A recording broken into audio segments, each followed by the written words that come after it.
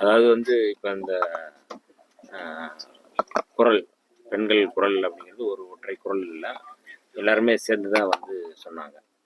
கடந்த மாதம் நான் கோவைக்கு வரும்பொழுது இந்த மாதிரி வந்து எங்கள் பகுதிக்கு வந்து பேருந்து வரவில்லை என்கின்ற ஒரு பெட்டிஷன் கொடுத்துருந்தாங்க. அந்த பெட்டிஷனை எடுத்து நாங்கள் வந்து மாண்புமிகு முதல்வர் அவர்களுக்கு அனுப்பி வச்சு சம்மந்தப்பட்ட துறைக்கும் நாங்கள் அனுப்பி வச்சுருந்தோம். அனுப்பி வச்ச உடனே ஒரு வாரத்திற்குள்ளாக அந்த பேருந்து அண்ணாநகர் எந்த பகுதிக்கு வரவில்லையோ அந்த பகுதிக்கு செல்கிறது என்று முதலே சொன்னாங்க. ஒரு 20 ஆண்டுகளுக்கு மேலாக அந்த பகுதியில் வந்து பேருந்து கேட்டும் அங்கே வந்து போகலை. இது ஒரு நீண்டகால கோரிக்கை.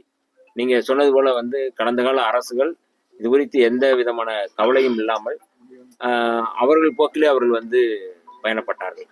ஆனால் இன்றைக்கு அந்த கம்பனூர் பகுதியைச் சேர்ந்த மக்கள் ஏதோ அவசரத்துக்கு செல்ல வேண்டுமானாலும் இங்கே வந்து நீங்கள் வந்து அண்ணாநகர் பகுதி மக்கள் வந்து கம்பனூருக்கு போகணும் அப்படின்னா போக முடியாது.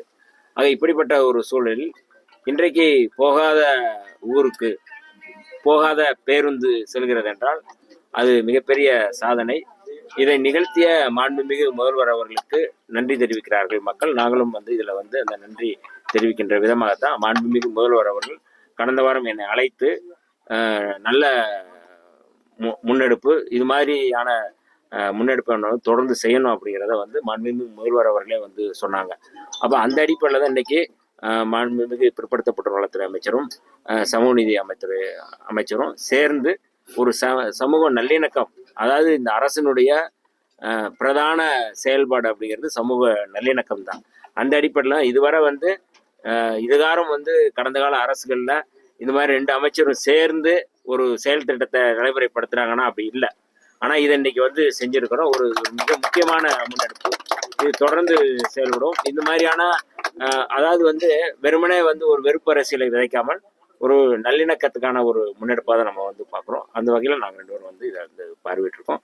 பேருந்தில் நம்ம வந்து பயணப்பட்டு இந்த பேருந்து வந்து தீண்டாமையை ஒழிக்கின்ற பேருந்து, இந்த பேருந்து வந்து சாதி மத வேறுபாட்டை ஒழிக்கின்ற பேருந்து, அந்த பேருந்தை இயக்குகின்ற அரசு அதே மாதிரியான ஒரு அரசு அப்படிங்கிறத நம்ம புரிஞ்சுக்கலாம். இந்த தொண்டாமுத்துறை சுற்றியுள்ள பகுதிகளில் வந்து இரட்டை சுடுகாடுகள் மற்றும் முடிவெட்டுறதில்லை அப்படிங்கிற ஒரு குற்றச்சாட்டு இருக்கு. கிட்டத்தட்ட கோவை மாவட்டத்தில் மட்டும் 84க்கும் மேற்பட்ட தொகுதிகளில் வந்து இந்த பிரச்சனை இருக்கிறதா ஆல்ரெடி நிர்மல்குமார் தலைமையோட டீம் வந்து கலெக்டர்கிட்ட பெட்டிஷன் கொடுத்திருந்தாங்க.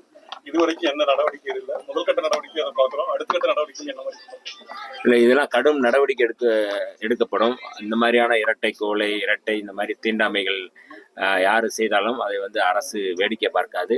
ஆகவே அவர்களாகவே உணர்ந்து இதை வந்து விட வேண்டும்.